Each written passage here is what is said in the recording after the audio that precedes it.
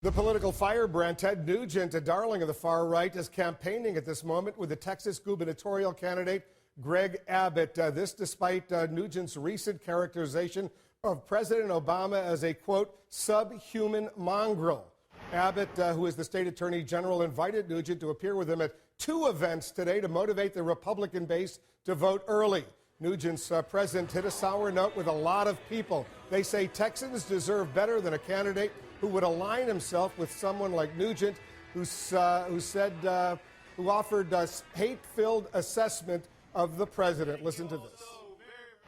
Obviously failed to galvanize and prod, if not shame, enough Americans to be ever vigilant not to let a Chicago communist-raised, communist-educated, communist-nurtured, subhuman mongrel like the Acorn community organizer gangster Barack Hussein Obama to weasel his way into the top office of authority in the United States of America.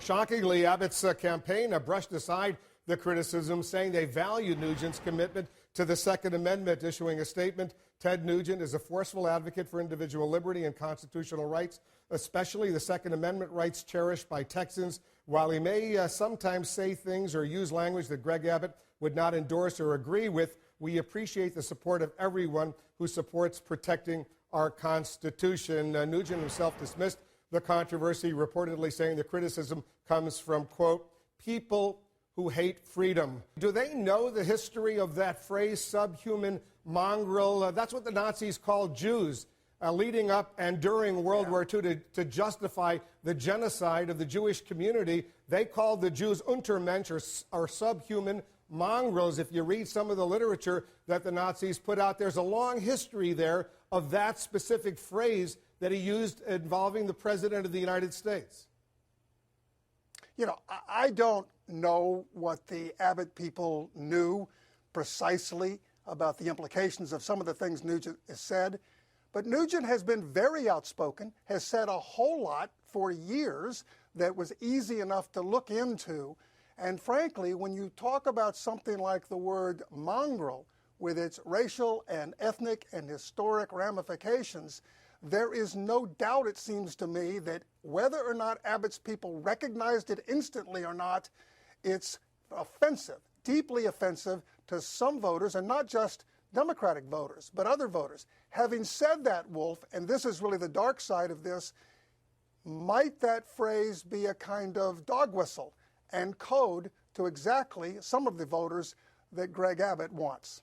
Because as someone who has studied the Holocaust, studied World War II, I went back and we checked in Der Stürmer, and during World War II, Julius Streicher, the Nazi, this is what he would say about the Jews in justifying the genocide of the Jewish people. The Jew is a mongrel. He has hereditary tendencies from Aryans, Asiatics, Negroes, and from the Mongolians. Evil always preponderates in the case of a mongrel. So that's the history of that phrase. And A, I wonder if Ted Nugent himself knows that history, the use of that phrase, but B, the Republicans in Texas who are welcoming him on the campaign trail and say, yeah, you know what, he's using some outspoken language, that's Ted Nugent. Do they know what this means to so many people out there? You know, it's fascinating, Wolf, because you look at Ted Cruz, who has long said these outrageous things, calling the president a subhuman mongrel, calling Hillary Clinton the B word, calling women feminist fat pigs, saying a whole host of things. And you have to ask, doesn't he know that these are the kinds of words, these are the kinds of phrases that ought to offend people? But his support of the Second Amendment, at least for some Republican base voters, is so strong it trumps all of that.